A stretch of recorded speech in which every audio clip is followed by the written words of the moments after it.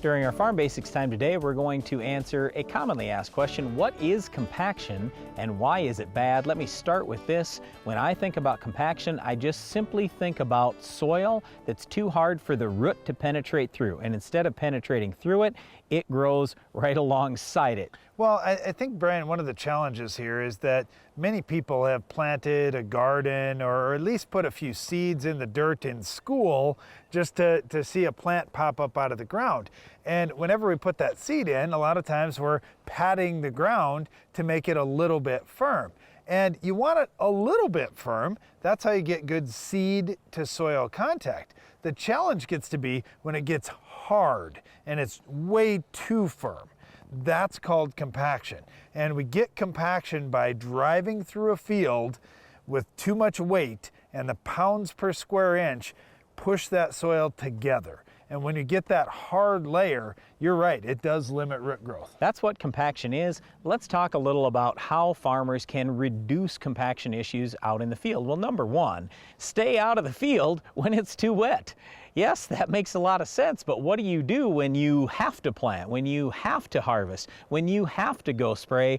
A lot of times, we just flat out don't live in a perfect world, and as farmers, we do some things to our ground that we don't want to do, but we're kind of stuck with it. So let's talk about how a farmer can alleviate these issues other than staying out of the field. Hey, first, Brian, I want to just talk about, there are a couple things farmers are doing when they say, hey, I have to be in the field. The way I can create the least amount of compaction is spreading out the load of that tractor or that equipment over more square inches. They can do that by using tracks on the tractor or on the implement rather than using tires. If they are using tires, they can deflate the tires to some degree to let them squish out just a little bit more, lower your pounds per square inch by spreading it out over more square inches. So those are a couple of common strategies. And also there can be more tires. Instead of just having 2 tires going through the field, if there are 4 or 8 or something like that, now you spread out that load across more tires.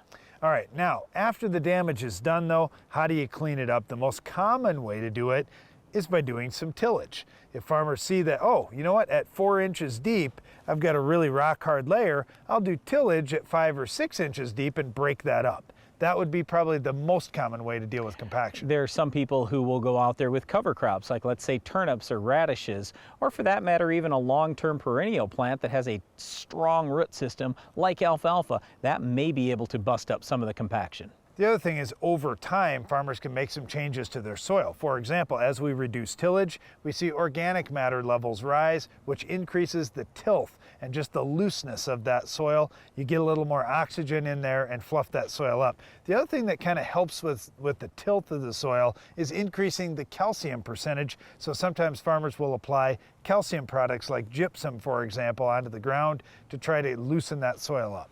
I always talk about drain tile. If I've got more drain tile out there, then I have more air in the soil and I don't have near the compaction. If the water is stuck in the soil instead of air, well, you're more likely to create a compaction problem. So get the water table down by using tile. Less compaction will be the result. Well, we talk about compaction here. It's just important to understand that's hard soil caused because it got pressed together, very likely by equipment. But ultimately, the best thing to do is just stay out of the field when it's too wet.